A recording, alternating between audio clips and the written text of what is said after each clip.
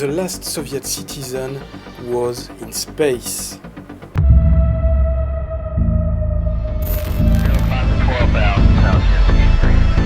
Section 51. Section 51. Section 51.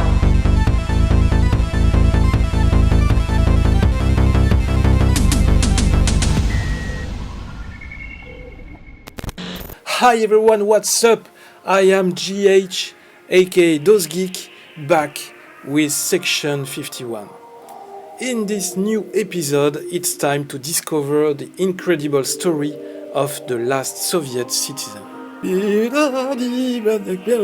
Katyusha, la la la. Здравствуйте, привет! The last Soviet citizen was cosmonaut Sergei Krikalev, and he witnessed his country's collapse from space and set a rocky course for international collaboration. It was the spring of 1991, 3 decades after Gagarin's historic flight, and Sergei Krikalev and Anatoly Ardzebarsky were there to follow in his footsteps. In the Baikonur Cosmodrome, the Soviet Cape Canaveral, they were finally ready to ride a 10-story Soyuz rocket into orbit. This launch complex in the heart of Kazakhstan had sent the first satellite, animal and human, Sputnik, Laika and Yuri Gagarin into space. But first, they kept up the tradition Gagarin had started back in 1961. The two men marched to the right rear tire of the bus, unzipped their spacesuits, and started urinating. Then they headed for the launch pad. To the world, space travel had become routine. American astronauts had flown dozens of space shuttle missions, and Soviet cosmonauts were building ever more complex space stations, culminating with Mir, which was Ardzebarsky and Krikalev's destination. Few eyes glanced skyward that day, nor would they in the months ahead. Events on Earth would soon distract the world and set a new course for manned spaceflight that continues today. After blasting off from Baikonur, Krikalev wouldn't inhale earthly air for 312 days. In that time, the soft-spoken cosmonaut would watch his country crumble from 200 miles up. President would change, his hometown of Leningrad would become St. Petersburg, and one communist superpower would splinter into 15 nations. By the time he returned, Krikalev would be, in essence, the last remaining citizen of the once mighty Soviet Union. Unlike Gagarin, Krikalev was no folk hero. Most of his countrymen didn't know his name, and many still don't. The famously humble cosmonaut doesn't get political and doesn't seek the limelight. But by his late 20s, he was already an impressive pilot and a member of the Soviet Union's national aerobatics team. When the Soviets lost contact with their Salyut 7 space station in 1985, Krikalev was on the ground control team that planned the audacious in-orbit rescue mission. That role helped win the young pilot his cosmonaut wings the next year, and by 1988, he'd already completed his first flight, a mission to the new Mir station. Helen Sharman was the first Briton in space, launched with Ardzebarsky and Krikalev from Baikonur on May the 18th of 1991, Krikalev's second trip. She remembers the cosmonaut as cool under pressure. As their spacecraft approached Mir, the targeting system failed. Her heart raced, knowing that a miss could be deadly. But Krikalev's aim was flawless even without the rendezvous guidance, and they boarded Mir without issue, joining an existing crew. We can say that Mir had a well-earned reputation as a smelly, noisy place. Not enough place, dozens of stowaway microorganisms lurked on board, and Mir had developed the distinct aroma of sweaty men locked in a small house with cognac. The constant racket from fans and pumps and other machinery was enough to cause hearing loss. But to Krikalev, none of that mattered. He always said when he got into the space station, he felt like he was going home. Most cosmonauts read to pass the time, but Krikalev and his crew always spent their 3 hours looking out the window. By summer, USSR President Mikhail Gorbachev's policy of loosening control over the Soviet states had led many of them to push for independence.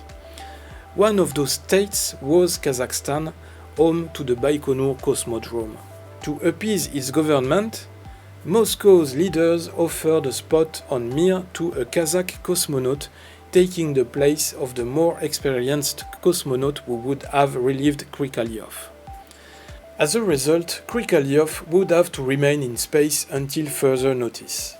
Those initial 5 months now stretched out indefinitely despite the risk to his health. The effects of long-term spaceflight aren't fully understood even today, but the cosmonaut faced at minimum an increased risk of cancer, cataracts, nasal congestion, muscle atrophy, bone loss, infection, and even immune system problems. So Krikalev knew the dangers, but he had no other choice. He had to accept his fate. In August 1991, a coup d'etat was underway in Moscow.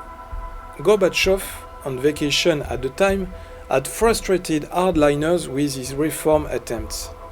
Communist Party leaders were determined to restore power. On Mir, as on Earth, details were hard to come by. An official announcement claimed Gorbachev has stepped aside voluntarily for health reasons, but many citizens took to the streets to protest the coup. It was a time of confusion. Gorbachev recovered power within days, but the country's fate was sealed. Over the coming weeks and months, the Soviet states declared independence one at a time. During that time, Krikalev got semi-regular calls from his wife, Elena, who worked in mission control. The pair had gotten to know each other over the radio on his previous mission to Mir. This time, they had a 9-month-old daughter.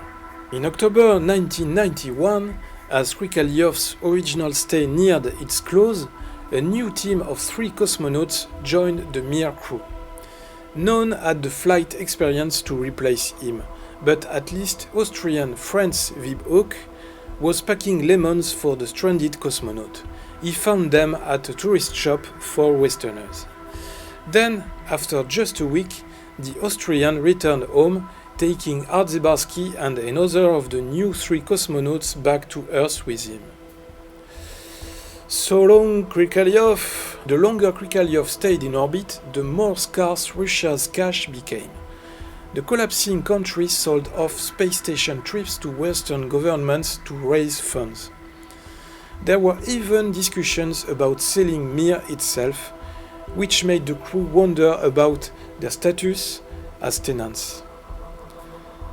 The Soviet nation sent its son off to the stars to fulfill a concrete set of tasks, but progressively and sadly it lost interest in those tasks for worldly and completely explicable reasons.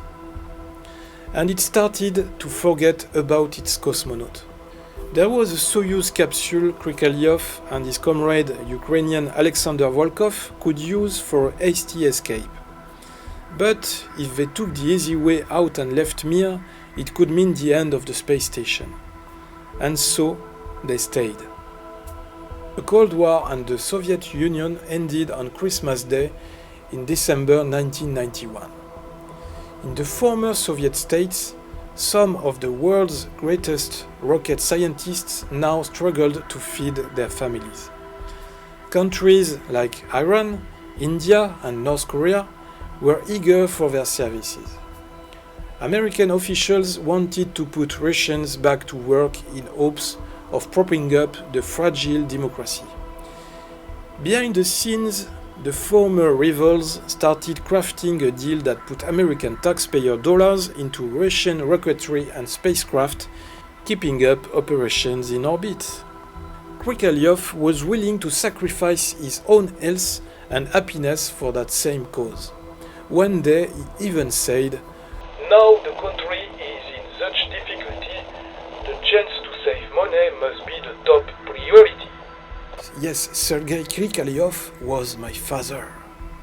Finally, Krikalev got word that he would be replaced and could return to Earth. The last Soviet citizen landed near the city of Arkalik in the now independent Republic of Kazakhstan on March the 25th of 1992. He was pale as flour and sweaty like a lump of wet dough. Krikalev had circled the Earth some 5,000 times and seen as many sunrises and sunsets. In the decades to come, he'd log 803 total days in orbit. No one would spend more total time in space until his comrade Gennady Padalka in 2015, and this time that was on purpose. It would take weeks for Krikalev to feel normal back on the ground and months to recover fully. Out of the chaos, NASA's current trajectory also emerged. After the USSR collapsed, American politicians began working with Russia, hoping to take astronauts back into orbit with a space station and eventually onto the Moon and Mars. Krikalev returned to training almost immediately, traveling to America to prepare for his role as the shuttle's first Russian crew member in 1994, flying alongside current NASA administrator Charles Bolden. The international plan put a cosmonaut Krikalev on the space shuttle and an astronaut on Mir, and ultimately led to one of the highest profile international collaborations of all time, the International Space Station, ISS. In fact, the US and Russia combined their orbiting laboratory efforts toward the ISS, but the Russians fell through on their funds, leaving the US to pick up the tab or risk dropping the project altogether. The Clinton administration thought it was worth the cost just to help prop up the fledgling country. Zarya, built in Russia with American dollars, would become the ISS' first module or major component. Krikalev and his shuttle crew were tasked with mating Zarya to Unity, the first American-built module. Thanks for watching. Open your eyes, watch the sky. Live long and prosper.